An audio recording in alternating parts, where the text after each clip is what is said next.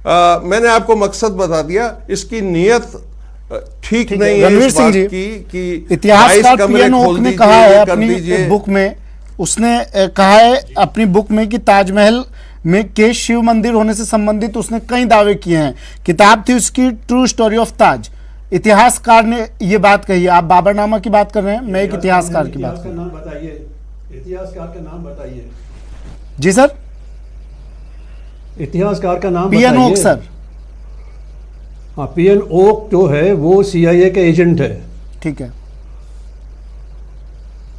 उसने सारी किताबें, सबसे पहला उसने काम किया था, ये इलस्ट्रेटेड वीकली में इसका आर्टिकल आया था कि ताजमहल क्या है जी। और उसके बाद में इनके पास जो मकराना गया है यहाँ से, तो मकराना का था, और मकराना के यहाँ पे आज भी रुक के रखे हुए हैं कि कितना मकराना किस वक्त भेजा गया था जी, वो आज भी लिखा हुआ है। तो ये पीएन ओक जो है ये अमेरिकन एम्बेसी में काम करता था, ये सीआईए एजेंट है, और ये सारा पैसा जो उसको मिला था पूना के अंदर इंस्टीट्यूट बनाने का, ये अमेरिकन मनी है। वो उसके इतिहासकार नहीं मानता। ठीक है। ये देखिए, यहाँ सुनिए, ये सुनिए जी। आप मुझसे पूछिए। जी बोलिए सर, आप अपनी बात कंप्लीट कीजिए।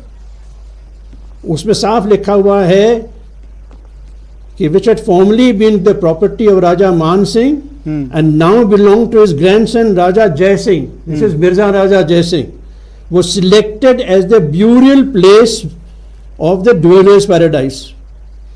Although the Raja offered the ground most willingly as present, nevertheless His Majesty, with the scrupulousness requisite of the worldly transactions, conferred on him in exchange a splendid mansion out of the imperial properties.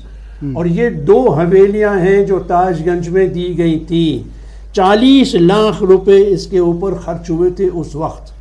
अब ये सारा का सारा यहाँ शाहजहां लिखा हुआ है। किस बात की लड़ाई हो रही है मुझे नहीं मालूम। ठीक है सर। कामिर कुरैशी मेरे सहयोगी हैं, ताजमहल के बाहर से इस वक्त हमारे साथ जुड़े हैं। कामिर, ये विवाद क्या है? देखिए, ये तो हम लोग बरसों से सुनते आ रहे हैं कि मकराना से मार्बल गया था ताजमहल बनाने के लिए हाथियों पर लाद कर, और कौन कौन से जतन किए थे इस मार्बल को मकराना से आगरा तक पहुंचाने में। तो फिर ये कहानी क्या है कामिर? देखिए सुमित, बिल्कुल मैं आपको बता दूं, मोहब्बत की अजूबी इमारत जो ताजमहल को कहा जाता है, इस समय हम उसी के साए में हैं। पहले आपको ताजमहल दिखाते हैं, उसके बाद इसकी हिस्ट्री बताते हैं।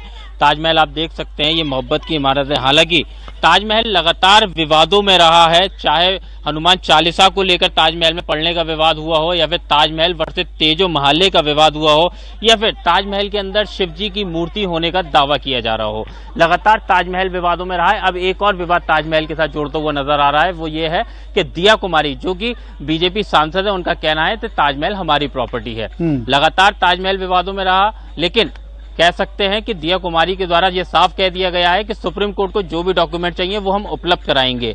लेकिन कह सकते हैं कि जो हाईकोर्ट में, लखनऊ हाईकोर्ट में याचिका दाखिल की गई, उसको लेकर भी कई बातें सामने आई हैं। अलग अलग समाज के लोग अलग अलग बातें करते हुए दिखाई दे रहे हैं। तो कहीं ना कहीं ताजमहल का मामला हमेशा विवादों में रहा है, जिसको लेकर कोर्ट का निर्णय बहुत जरूरी है। साफ कह सकते हैं जो कोर्ट का निर्णय होगा वो सबको मानना बहुत जरूरी है।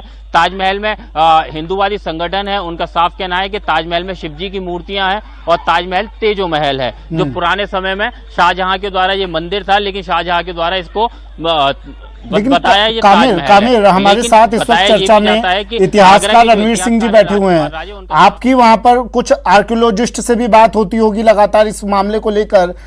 रणवीर सिंह जी कह रहे हैं कोई 22 कमरे है ही नहीं वहां पर। हो तो जांच हो ना, तो खुले ना। क्या ऐसा है क्या?